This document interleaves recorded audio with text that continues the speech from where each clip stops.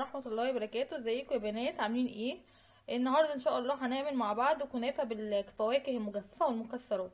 يلا بينا مع بعض نشوف المقادير اللي معانا. معايا نص كنافه، كوبايه شربات او عسل على حسب ما بتقوليه، ومعايا هنا معلقتين سمنه كبار، وهنا نص كوبايه زبيب، ونص كوبايه فواكه مجففه، ونص كوبايه مكسرات على فول سوداني. وتقدري تستبدلي المكسرات دي بفول سوداني بس. يلا بينا نشوف الطريقه ازاي ونرجع لكم تاني. حطيت الطاسه هنا على النار، هنزل بيه كده بالسمنه. انا قلت معلقتين سمنه كبار لان الكنافه روحها السمنه طبعا.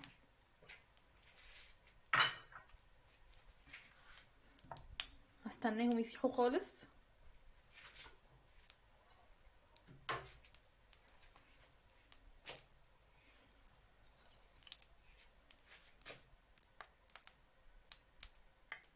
السمنه ساحت كده. طبعا انا مقطعه الكنافه صغير قوي. هنزل كده. انا طبعا عندي النار متوسطه.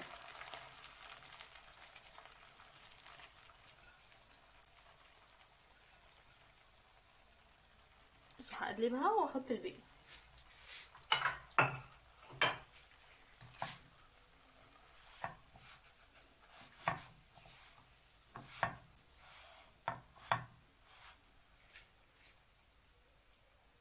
كده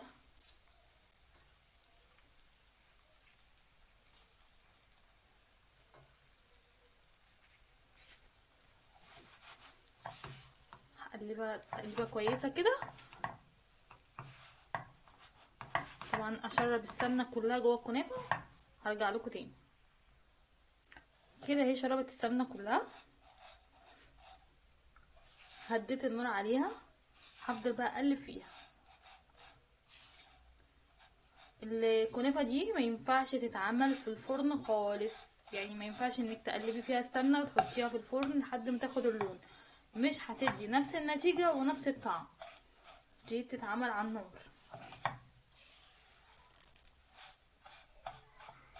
تفضلي تقلبي كده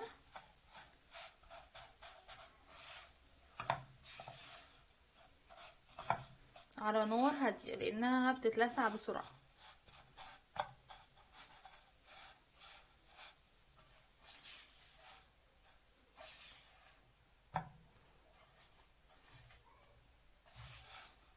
شايفين كده؟ مش هتاخد منك 10 دقايق تقليب على النار، على نار هاديه طبعا. بس النتيجه في الاخر بتبقى بصراحه تحفه، وهتعجب ضيوفك وهتعجب اولادك وهتعجب زوجك طبعا.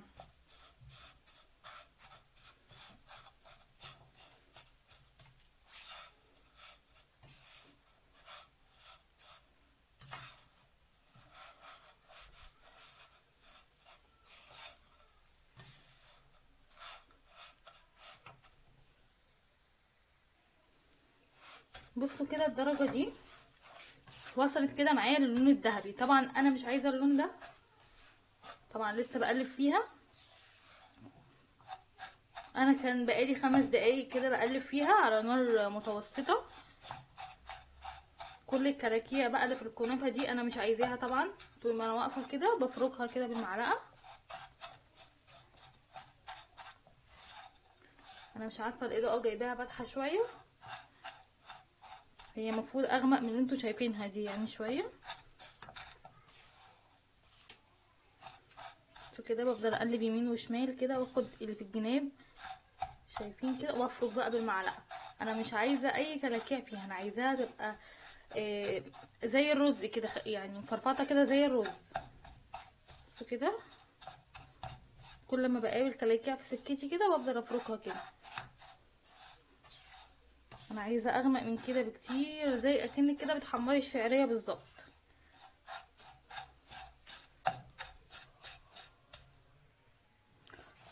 بصوا يا بنات كده اغمقت شويه، قربت اوصل للنتيجه اللي انا عايزاها.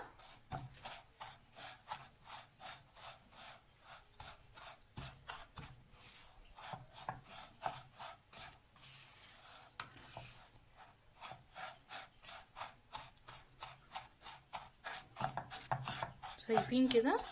طول ما انا واقفه كده بتك على المكلكع الفاتح ده عشان كله ياخد لون واحد. لازم يكلكع منك في السمنه، يعني لازم طول ما انت ايدك فيها كده تفركي فيها عشان تاخدي النتيجه اللي انت مستنياها اصلا.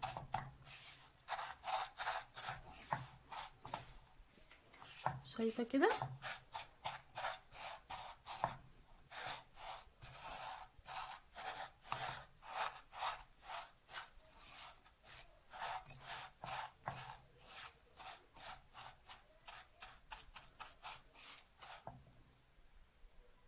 بص كده وصل للون اللي انا عايزاه.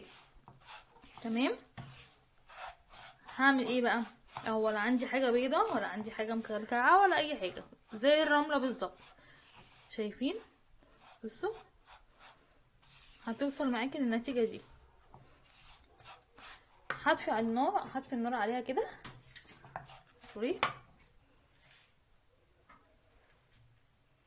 هجيب الزبيب بتاعي انا غسلاه كويس.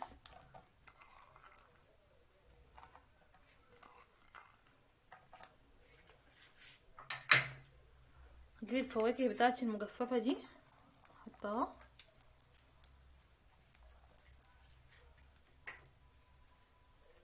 وهجيب المكسرات او الفول السوداني. انا حاطه الاتنين على بعض بصراحه.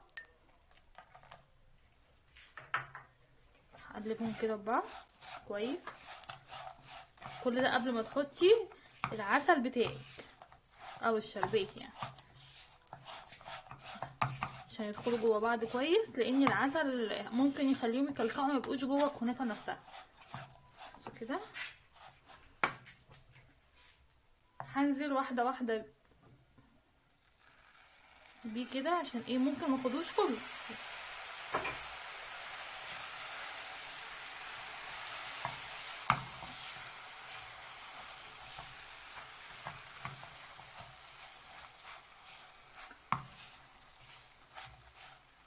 انا شايفه اللي هو كده بقى كويس قوي. بعد كده هنعمل ايه؟ يلا بينا بقى اوريكم هنعمل ايه. بصوا كده يا بنات، انا كده خلصتها. جبت معايا اطباق ايس كريم. حامله الطبق كده، تعملوا معايا كده.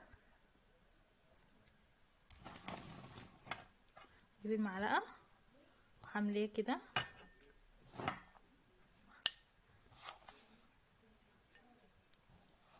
شايفين؟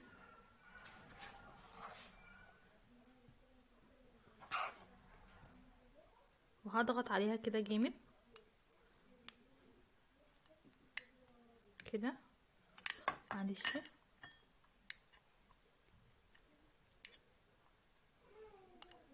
احطها. هعمل واحده كمان معاكم اهي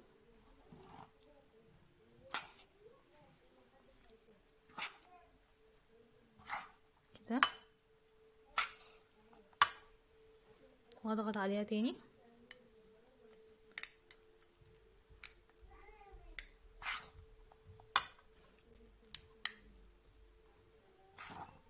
كده.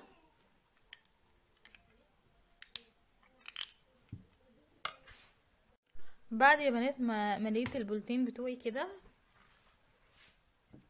هجيب الفواكه بقى احطهم فوق الوش كده كده. جربوها بجد هتعجبكم قوي كده.